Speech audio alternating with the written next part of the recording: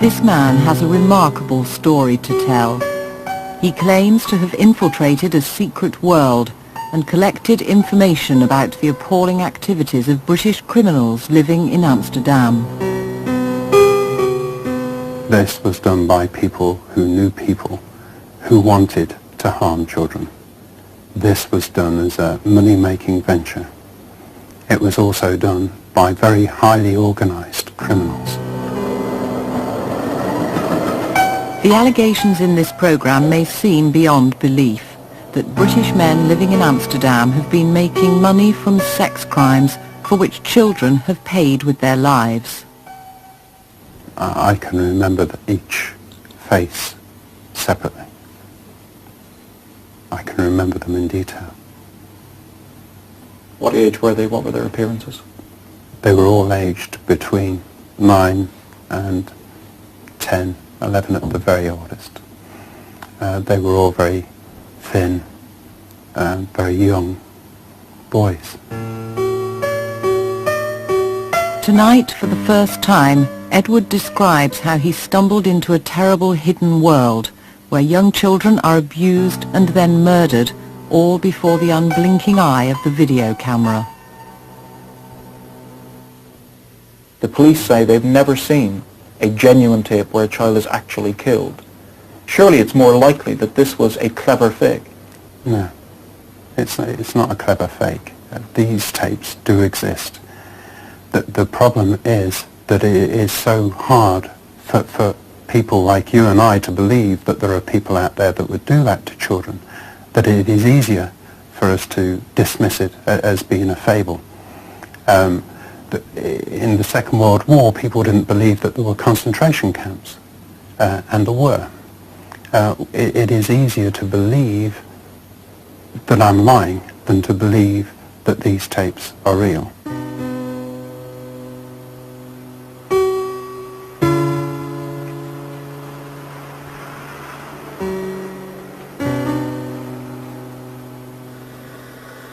No police force in the world has ever seen a genuine so-called snuff movie where a child is actually killed in front of the camera. But tapes have been seized where children are terribly abused. In this case, the victim was an 8-year-old boy called Bjorn.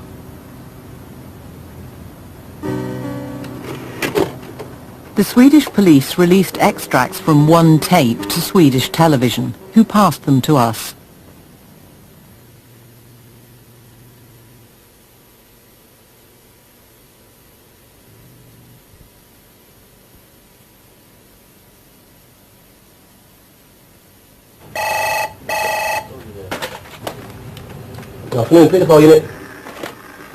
In Britain, what was the Obscene Publications Squad is now reorganised as the Paedophilia Unit. 15 officers work full-time trying to catch the paedophiles and identify their victims. Thousands of tapes are laboriously examined, since paedophiles will often hide obscene material on apparently innocent recordings.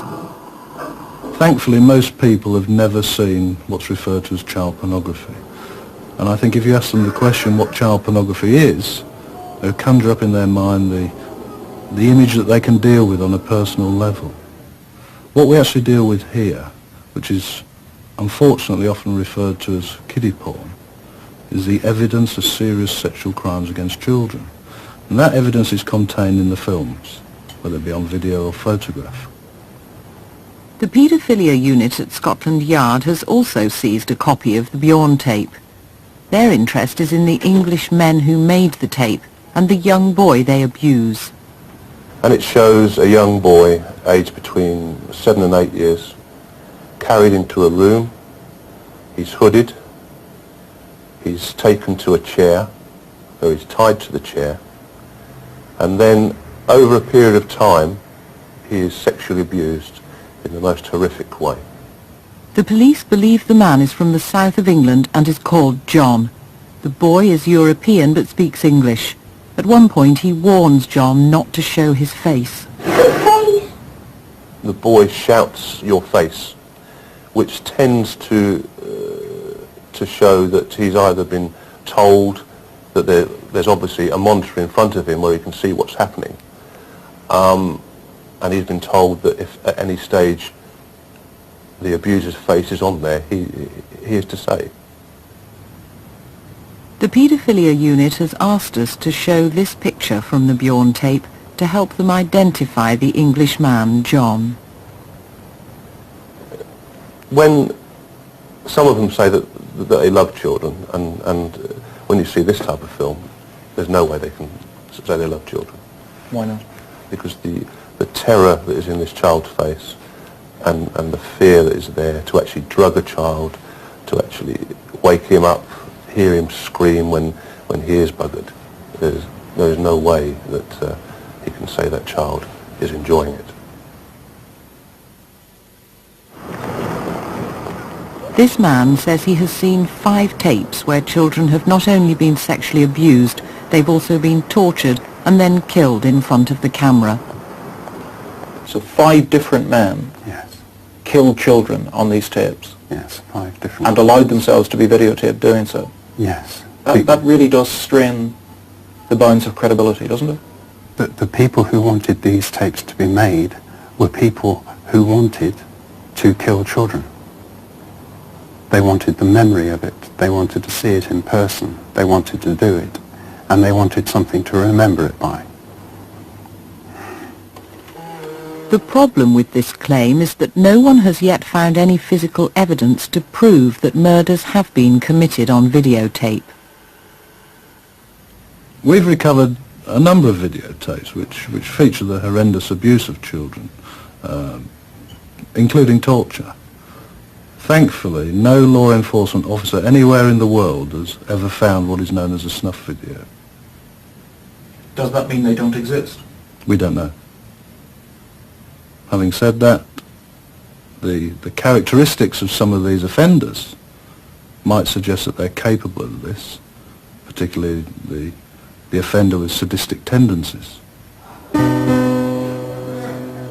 In the late 1980s, when he was 22, Edward moved from Birmingham to Amsterdam to take advantage of its more liberal attitudes towards homosexuality. Edward insists he is not a paedophile, but burdened by the horrors he has witnessed, he's decided to speak out publicly for the first time about the hidden world of perversion and murder he discovered. The other thing that many people might think, because this is so difficult to comprehend, is that you've simply fantasized this, that this is the product of your imagination. It's a very warped imagination for somebody to dream something like this up. But people sometimes have warped imaginations. Not when you consider the people that I'm actually describing. Edward met British paedophiles of every description in Amsterdam.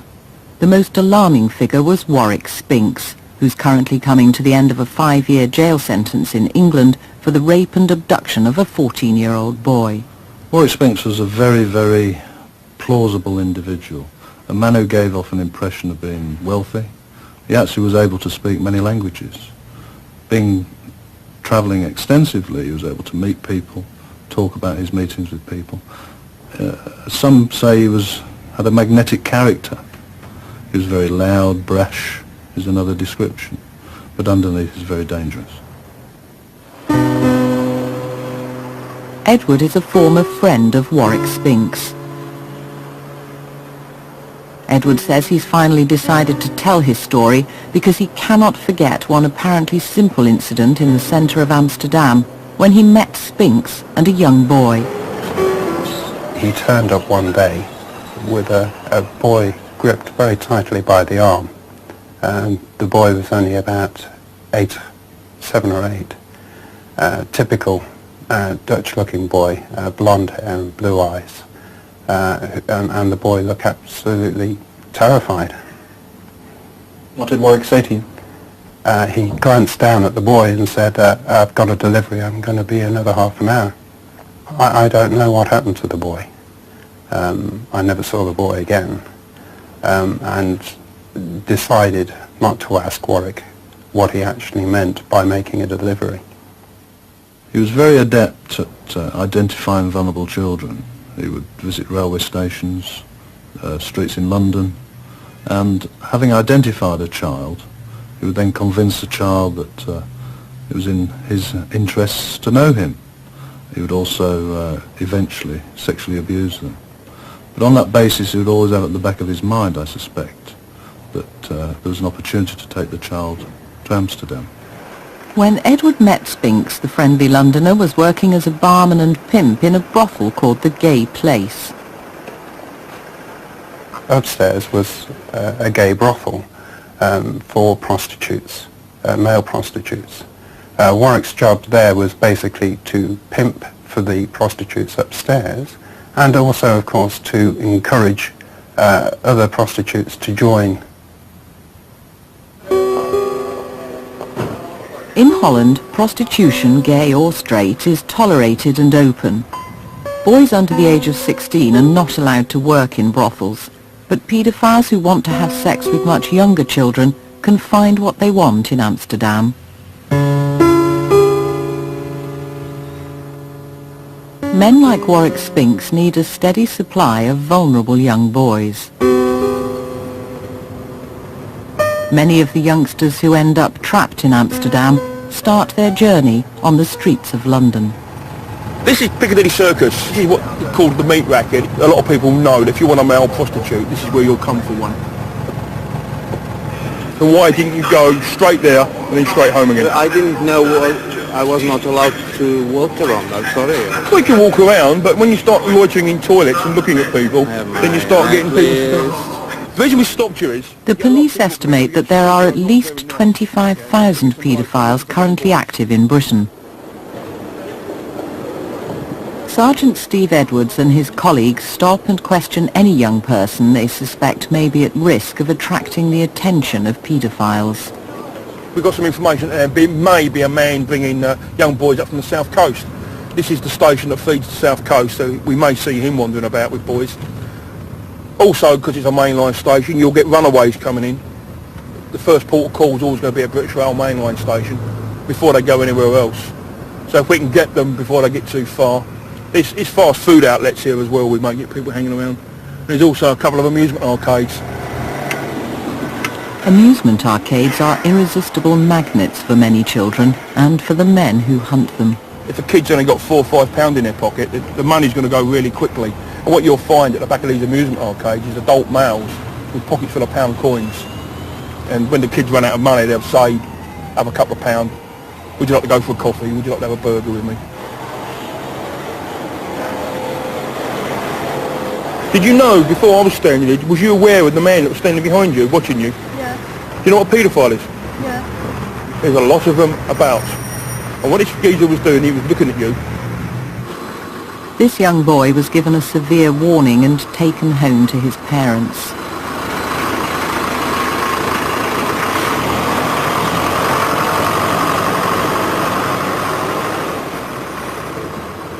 Men like Warwick Spinks are expert at targeting and exploiting vulnerable young people they meet on the street. He would go to London or Munich or Berlin, so he was able to approach the boys and offer them something that they needed at the time, whether that was just a roof over their head, or security, or money, or drugs, or just 2 meals a day.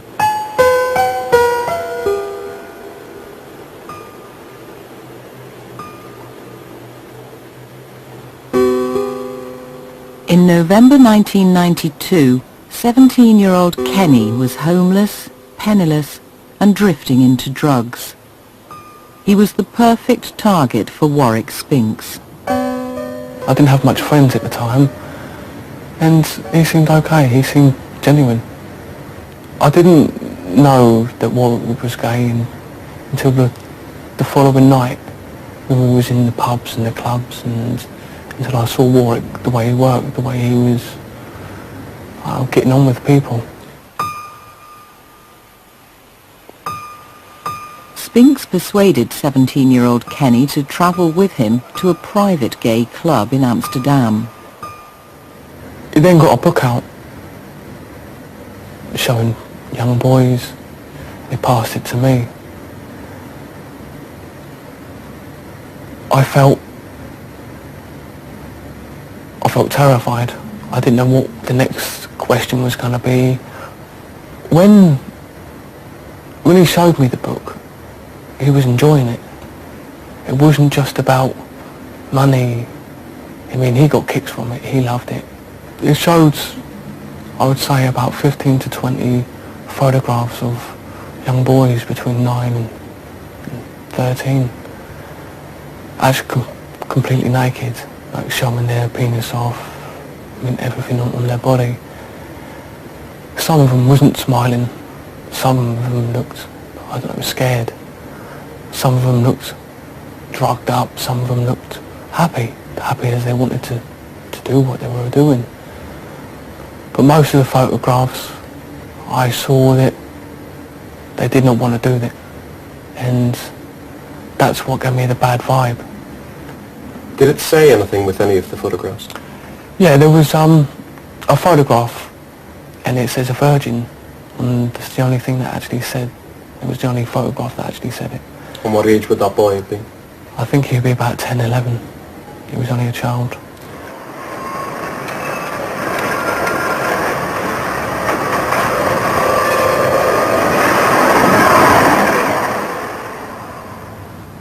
Kenny ended up owing Spinks hundreds of pounds.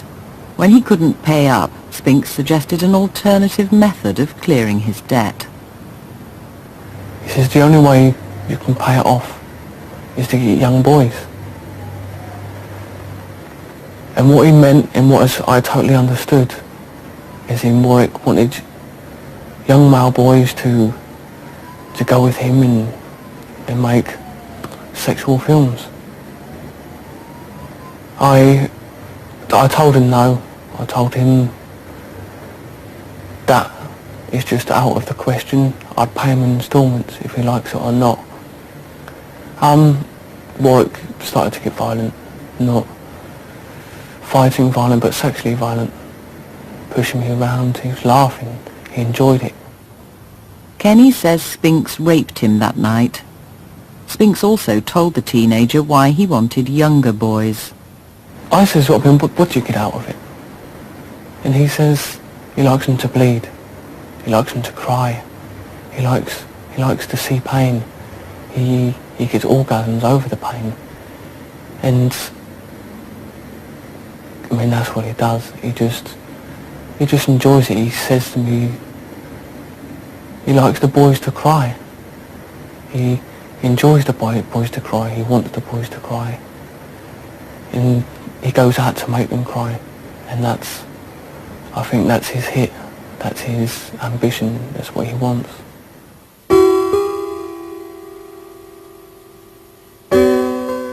Kenny refused to help Spinks find younger boys and managed to break away from the sinister world into which he had stumbled. Others weren't so lucky. Edward says that he didn't realise Spinks was both a paedophile and a pimp until it was too late. People would approach him, being the sort of character he was, and say that they wanted to have sex with boys who were younger than were allowed in the brothels, or to have rough sex or extremely dangerous sex with underage children. The challenge for Spinks was to find a steady supply of underage boys to feed the appetites of his clients in Amsterdam.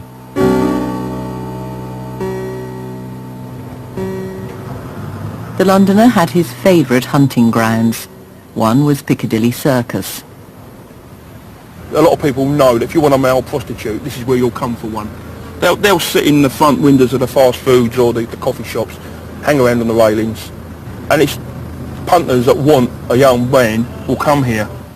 Listen to me. Sergeant Steve Edwards is constantly on the lookout for young homeless boys who often end up selling themselves as prostitutes. They're known on the street as rent boys. Turn around, look at the wall. I think it's been explained to you. What I said to you earlier on, I now have more evidence that you are renting, alright? Because you're renting. Look at this. Yeah? You're This renting. message, nice to meet you, give us a call. In a nightclub. Warwick Spinks would prey on children that were vulnerable in their own life, that needed things that they didn't have, things that they perceive can be offered by people like Warwick Spinks. And particularly bearing in mind he would travel to the areas where vulnerable children would tend to congregate, whether it be runaways from home, strangers to particularly London. He would know that they were there particularly because they were vulnerable.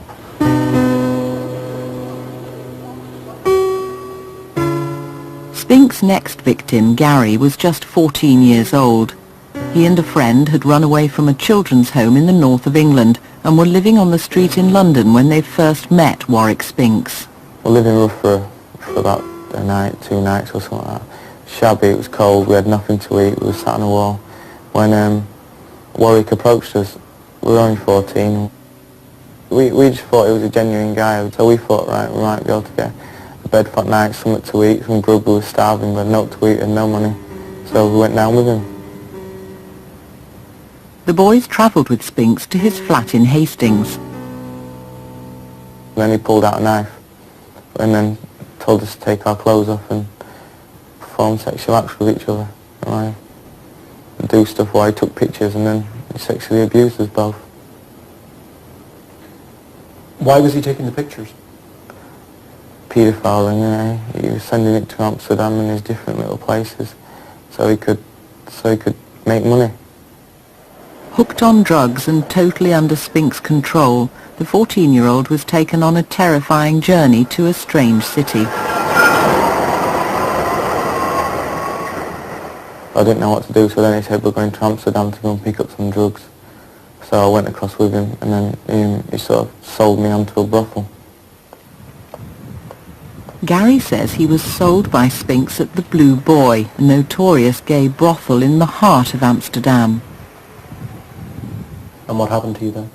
I got sexually abused by all the punters, all the landlord. They used to just give the boys drugs, gave me drugs, so he was on bid. Even if you didn't want drugs, to give you them anyway.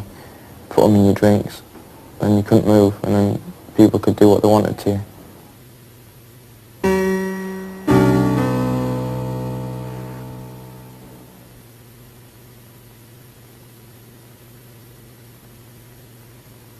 It's fast, with taste, the truly microwavable pizza. 180 seconds to your plate. The Chicago Town Deep Pan Pizza, America's best-selling frozen pizza.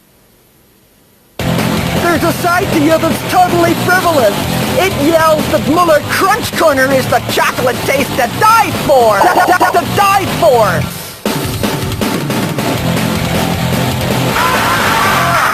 Then there's your ritzy glitzy extravagant side. When all else fails, indulge yourself with Muller Candy Corner. For every side of you, there's a corner. Don't just face the future. Enjoy it. LG, the face of the future.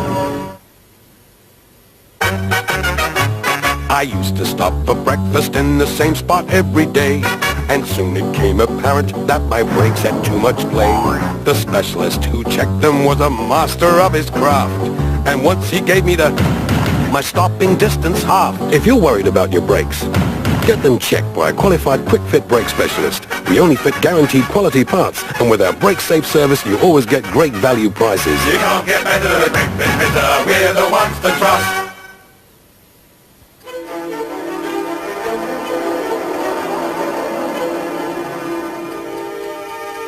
Please remember, your vote counts.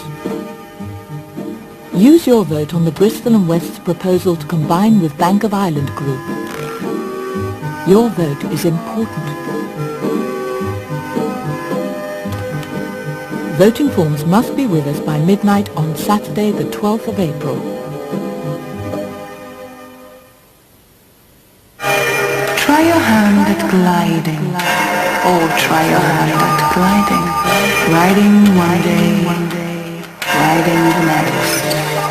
Enjoy afternoon tea, or afternoon tea. Come for the castle, come for the castle.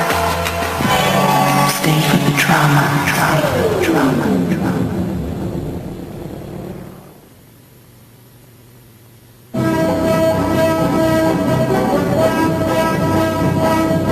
Imagine a place of your own. A relaxing space.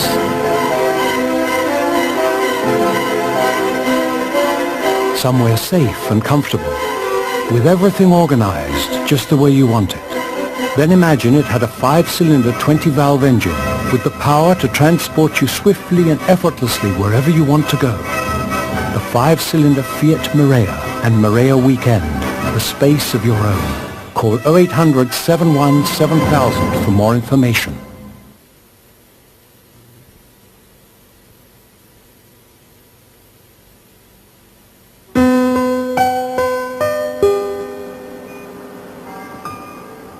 Amsterdam takes pride in its reputation as Europe's most tolerant city. Claims that children have been killed on camera in Amsterdam take child pornography to the extreme. But all kinds of British men who are sexually attracted to children and the criminals who profit from this obsession have congregated here. There have been long-held suspicions that boys were being encouraged to leave London and travel to Amsterdam to work in the brothels that existed there. This was in the time of about 1990, 1991. A number of information sources approached us, telling us that this was happening and that it involved United Kingdom nationals. This is the Dutch home of Englishman Peter Howells. Mr. Howells is an actor and the manager of a London-based casting agency called Botherboots. For nearly 20 years, the agency was used as a cover for another area of the child pornography business, obscene photographs. Children were tempted to pose for Botherboots by the offer of TV work. This reconstruction is based on statements given by children to the police. Children as young as 8 would visit the home of a man who they thought was the official photographer for Botherboots. Hello, lad. Glad you come. Come on in. Harry Jeffries always welcomed young boys, like Lee. Harry was coming across like he was like an uncle. Everything that we was doing was basically, he was letting us do that we couldn't really do during school times anywhere else. I'd done a photo session at his flat and he told me he would take me home to my doorstep and tell my mum why I was a bit late.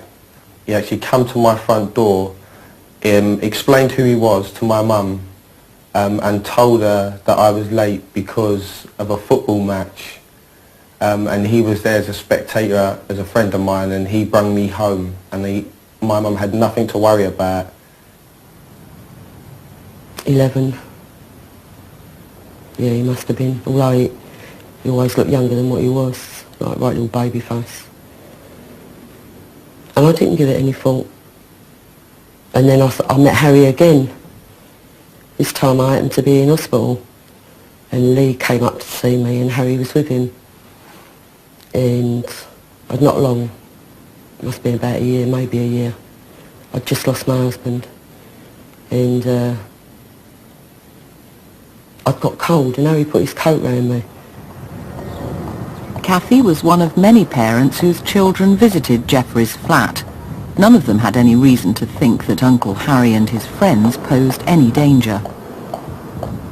With paedophiles, there's this mistaken belief that the indecency offences that take place or may take place afterwards follow immediately.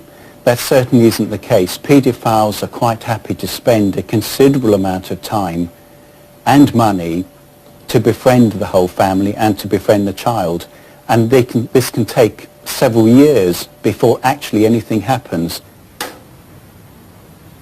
After winning the parents' confidence, Uncle Harry would ask the children to make further unaccompanied visits for private picture sessions. How'd you like to do some television, eh? The children were impressed by the fact that one of the other photographers, James Chalkley, already had a minor role in the TV soap EastEnders. I thought it was a good opportunity for me to really get onto EastEnders through doing photos. So I basically thought it was innocent through wearing swimming trunks as well, that there was nothing wrong with doing it. But But then it got to the stage where he would say, can you pull the trunks down from your bum a little bit and just expose a little? Well, that's when I started to actually worry a bit. What the photographers, and certainly Harry and the others, did was they would say, right, we need to rub baby oil on you because it enhances the picture that we're taking. So initially the boys would actually rub baby oil on themselves, and then you would get, you've missed a bit. And so the photographers themselves would then rub it further. And they would then start asking them to roll down their pants until it virtually became nothing that they were wearing. Take them off. I'm not going to ask again. Stand up. He would get more aggressive in the way he talked to you, and if he was to say to you, are you ready to do photos? And you say, no, I'm not doing no photos no more. I'm at a certain age. I was 14. I said, I've had enough now. No more photos. He'd get to the stage where he would physically, verbally say to you, like, if you don't do these photos, your mum and dad will know about these. Everyone will know about these. I'll put these everywhere. First of all, your parents won't believe you if you tell them I photographed you naked. Secondly, I will show these photographs round the estate to all your friends and they're going to laugh at you. I was just so young and so scared that I didn't have it in me. I just couldn't do it. I could not tell my mum or dad what was going on. Even though, as much as I really wanted to tell them, I just couldn't do it. It would have been very easy to frighten Lee like that. It would have worried him as well. It makes you feel like you want to tear your hair out, because I know how frightened Lee could be, and the thought of what he must have gone through up there, or what was being done to him, and knowing how scared he must have been, it just does me up inside badly. It really does. To know that they could have got him in that sort of position to be that frightened and that scared that he couldn't even tell me. What's the matter with you, you little puff? Don't even think of telling your mum. So, let's have your t-shirt off, eh? Let's see what you look like. Harry Jeffries succeeded in terrorising the children into silence about the fact that he was making them pose for indecent photographs.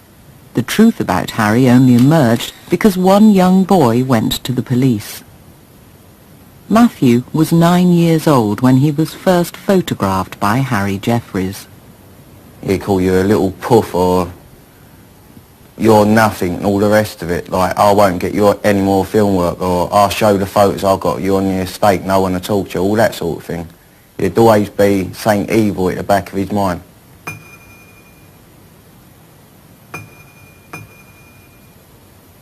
In the living room, there was a hole knocked through to his bedroom, and they could take pictures through there or just watch people through there. Just like all the hidden air vents, false walls put up, and behind the walls there'd just be a cupboard for the camera equipment, negatives, everything else. It ain't just a case of getting a kid doing this, doing that. It's well thought of. It's what people don't understand. They think it's just one of them things people do, but it ain't. They actually sat down and thought about it before they do it. That's the sickening part of it. After 5 years of abuse, Matthew broke the wall of silence by going to the police. Other children then came forward with similar stories. Finally, the police raided Harry Jeffries' home.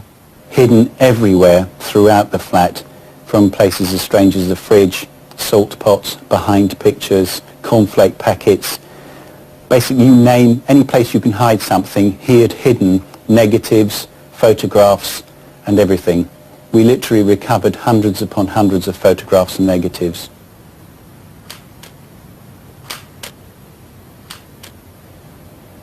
I went to see one of the mothers because I suspected that some of the photographs I had were of her son. There was a knock at the door and I opened it, and there was a policewoman standing there and a guy in plain clothes. They told me who they were. I can say that it was one of the most difficult interviews I've had to deal with, because you're not only dealing with a mother whose son has been photographed and she was unaware of this. I couldn't look at my brother, I couldn't even look at my mum, I couldn't go near anyone. I just felt like so dirty and I felt like scum, to be honest, because I just couldn't believe that everything had just come out. And then Ian turned around and said, "I'm sorry, Lee," said, "we've got photos." And Molly just broke down. He couldn't talk for a little while. I couldn't talk for a little while. The photographs are extremely explicit, specifically to display their genital area. And for them to have to look at those, I personally couldn't look at photographs of that type of me again. And I have to say that for some of them, they were unable to look at those photographs. I just felt so ashamed inside. I just didn't know what to do. I just broke down and cried. Harry Jeffries was convicted and served 1 year of a 2-year sentence for taking indecent photographs. He's now back living behind closed doors. In a secretly recorded conversation, Jeffries still denies any wrongdoing. You know how we're dealt with. All fitted up. Look, I'm an artist, right? I take nude photographs. Don't you realise what I've been through, and yet you come here and stir it all up? Harry Jeffries refused our request for an interview. When we returned to his home, we found Mr. Jeffries and another man, once again in the company of a young boy. Can you answer some questions? How many children have you molested, Mr. Jeffries? How many children's lives have you ruined, Mr. Jeffries? Answer the question, please. Mr. Jeffries, why won't you answer the question? We've seen you with a young boy today. What were you doing with him, Mr. Jeffries? The boy let slip that Jeffries was once again up to his old tricks. Was he taking indecent photographs? Jump in. No, we don't take photographs outside. Pictures of... The police have now started a new investigation of Harry Jeffries. Take your T-shirt off. Let's have a look at you.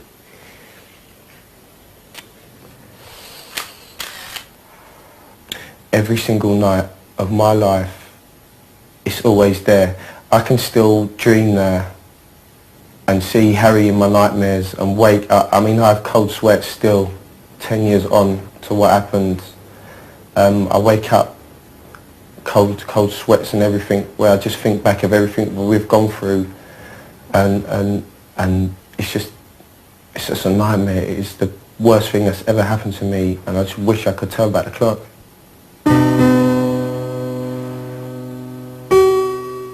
Harry Jeffries told his victims he was an official photographer for Bother Boots, a casting agency. The owner of Bother Boots is Peter Howells. I'd never leave any kid in the room with him there. I was about 10 or 11, and Howells must have been in his 40s, at least in his 40s by then. And there was a night when Peter Howells tried putting his arm around me into my pyjama bottoms. And when I sort of like pushed him away and told Harry Jeffries next morning, he found it amusing, Jeffries did, as if like to say, "You're mine," he messed up by trying to touch you sort of thing. It's all a game to them. Harry Jeffries was one of several men using Peter Howells' casting agency as a cover to take thousands of indecent photographs of children. In the late 1980s, Peter Howells decided to leave England and open a new office in Amsterdam. One of the men who was certainly connected with this investigation was now living full-time in Amsterdam. There was an incident in respect to this man. He was assaulted. And I understand from the Dutch police that when they went to render assistance, that in fact all over the houseboat was numerous photographs of young boys in indecent poses. The difficulty is the difference in laws between our two countries, and the Dutch police were unable to do anything about it because of their different laws. But certainly my main concern was, because of the connection between all these men, was that they certainly would have been pictures of some of my victims. I'm a man in my 30s with dark... In order to speak to Mr. Howells about his interest in young boys, we tempted him off his houseboat with an offer of work for his casting agency. A Dutch leather hat. Oh yes. Okay. See you at 10. Thanks. We're from Granada Television, and we're making a documentary. Can you tell me how many children you and other men have sexually abused at the home of Harry Jeffries? None. Who's Harry Jeffries? Well, you and other men worked with Mr. Jeffries, and obscene photographs were taken of very young children. The children and their parents were told that they could get acting work through your casting agency, Botherboot. Well, it's nothing to do with me, I'm afraid. Well, you've been named in statements to the police as a man who sexually abused young boys. Well, I haven't. Right, you've no sexual interest in young boys? No. You're not a paedophile? No. So when the Dutch police visited your boat, and they found that the walls of the boat were lined with photographs, obscene photographs of young boys, why was that? They're not, they haven't. Well, the Dutch police have said that that's what they found. Well, you better bring the Dutch police round now then. Well, we can do that, but what we're trying to do is get some answers to our questions. You've no sexual interest in young boys? No. In fact, Mr. Howells was convicted of indecently assaulting a 9-year-old British boy more than 25 years ago. In Amsterdam, Peter Howells was an acquaintance of a far more serious criminal, Warwick Spinks. Edward, the young gay man befriended by Spinks, remembers one evening in Amsterdam when he had dinner with Spinks and Peter Howells. On about 3 tables behind us, there was a young married couple with an 8-9-year-old boy, and Peter couldn't take his eyes off this kid. He was saying, you know, bet that boy would be good in bed, or bet I could teach him a few things. I bet he's got a lovely body. All this sort of thing he was saying at the table. And it was so clear exactly what he was. You've never taken obscene photographs? No, never. Never, fucking never. I'm not going to hit your cameraman, don't worry. Right. Never, right? You're recording all this. My fucking agency has nothing to do with any fucking pedophiles. Oh, can I take your card? Where is it? I'll happily give it to you. Thank you. I should be fucking... You'll be hearing from me. Peter Howells has no connection with child prostitution or the pornographic video business set up by Warwick Spinks. In 1995, Warwick Spinks was jailed for 5 years for selling a 14-year-old British boy in a Dutch brothel. There's no doubt in my mind that Warwick Spinks was offering children to men for sex. When we searched his house, we found a list that he called the Clanton list, the client list, with the young 'un, which is another expression for boys, with various details of them and their bodies shown on it, and also of the various interests of the clients. So I've no doubt that this was the business operated by him.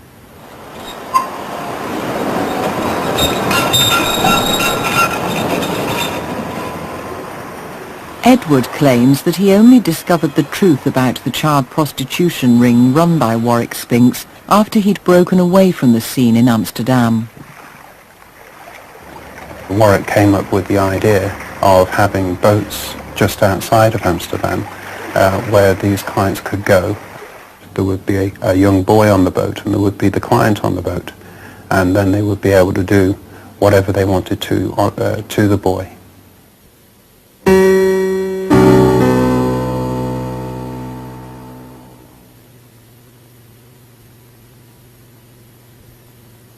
Who would I most like to have a one-to-one with? Well, no. My favourite actor, Terry Thomas. Yeah. It'd be great to pick up some tips from him. Terry! Like sportsmanship. Hang on. Were you ready? Ready now? And etiquette. Good evening. Well, hello. Where did you find this lovely creature? And where did he learn to speak like that when he came from Finchley? But most of all, I'd like to have a one-to-one with Terry Thomas to find out if he really was a bounder. Aren't she, Zelda? I hope he was.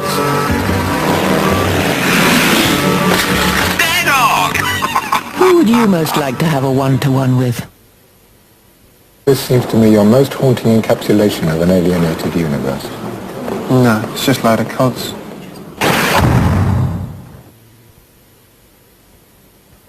If you're a Bristol and West voting member, please use your vote on the proposal to combine with Bank of Ireland Group. Remember, your vote is important.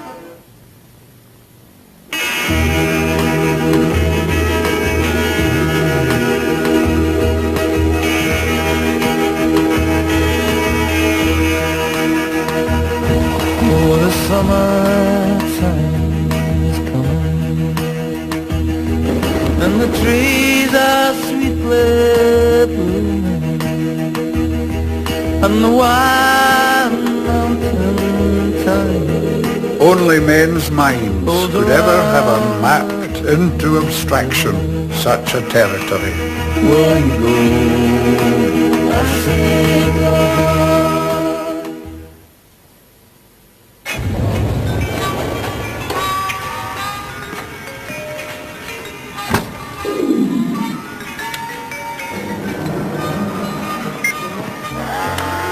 Bosch appliances might look stunning, but first and foremost they're designed to be used.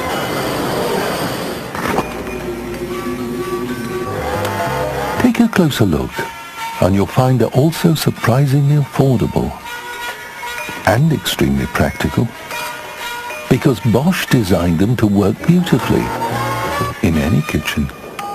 Bosch. Excellence comes as standard.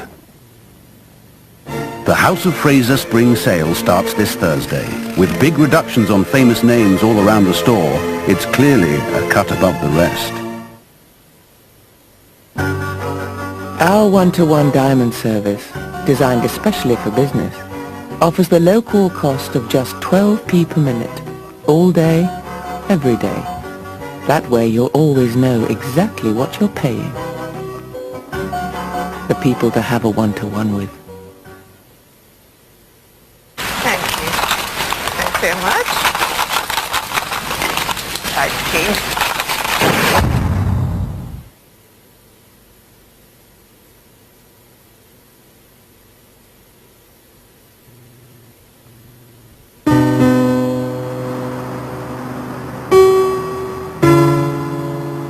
This man, Edward, insists he has seen 5 videotapes where children have been sexually abused, tortured, and then killed in front of a camera.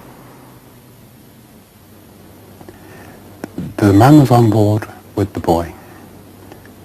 He was allowed to do anything that he wanted to do to the boy.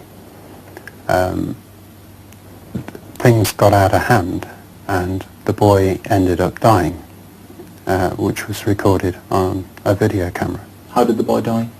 Yeah, he suffocated on the genitals of the man. And what happened after the boy had apparently suffocated on the tape? What did you see on the tape? There was panic, that there was a lot of running in and out.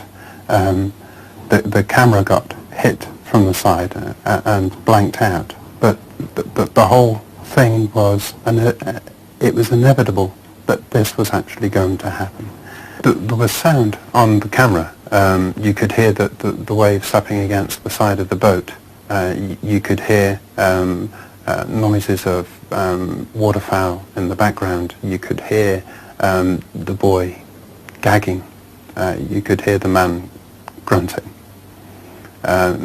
When the boy actually died, you could hear the panic in the man's voice.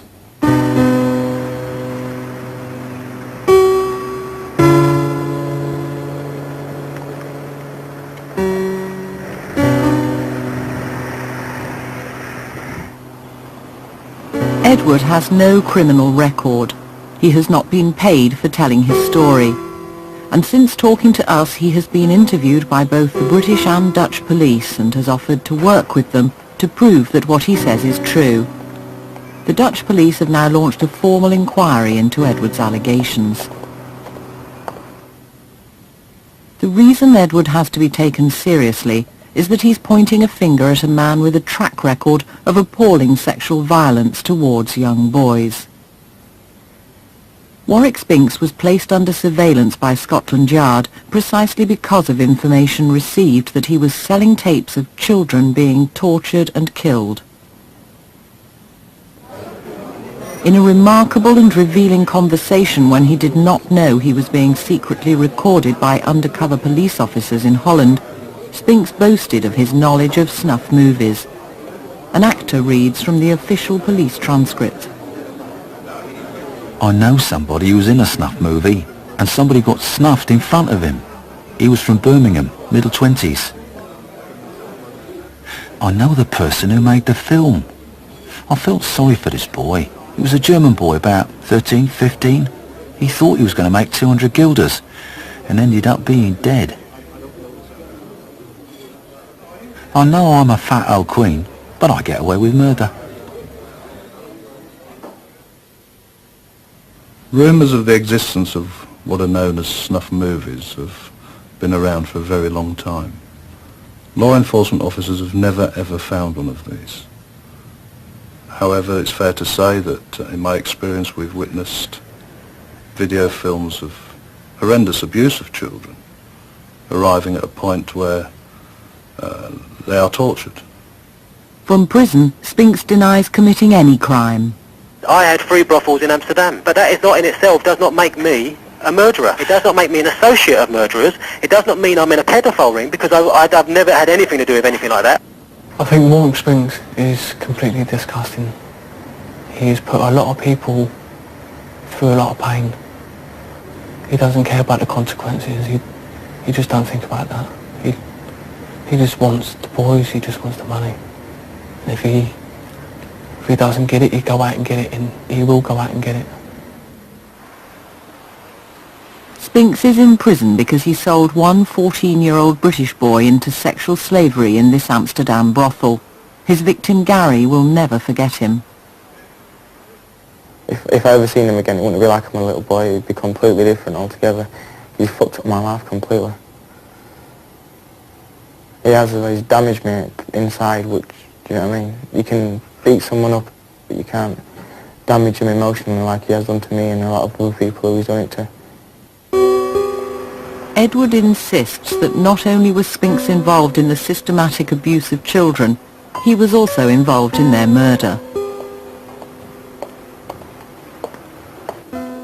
At our request, Edward has helped the Dutch police find the house in a suburb of Amsterdam where he says he was shown videos of young boys being killed. And Edward has described to the police the lake where the men he met at the house told him they had disposed of the bodies. But if Spinks and the gang are arranging for the murder of children on this kind of scale, almost a production line, surely it would have come to the attention of the authorities. The boys that they chose would have been homeless and they would have been very vulnerable children. There was a boy with sallow skin and brown hair, brown eyes, which is unusual for Amsterdam. I've no idea where they got him from.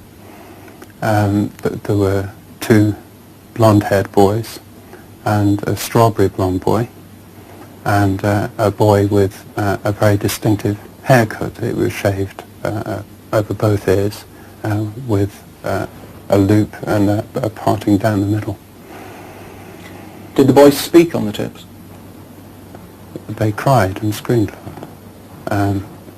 They did cry out, but I don't know what language they were crying out in.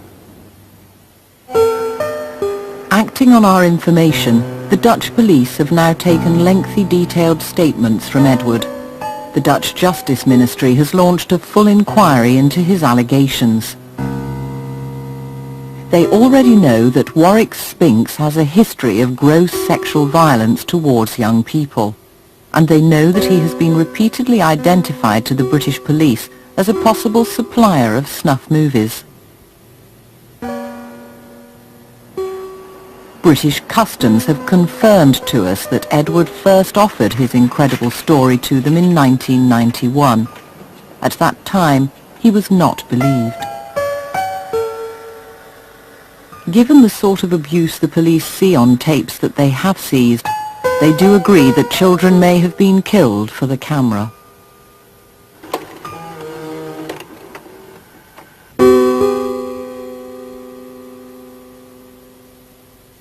I mean, short of actually, I would say, fatally injuring this child and him dying, I don't think there's anything else they can do to him. It's so horrific that and the boys, he obviously can point the finger at the abuser if he is eventually found. So I wouldn't like to say what has happened to this boy. I find it quite frightening. that, that they've done this much to him. And I don't think that the next step could be that they've killed him.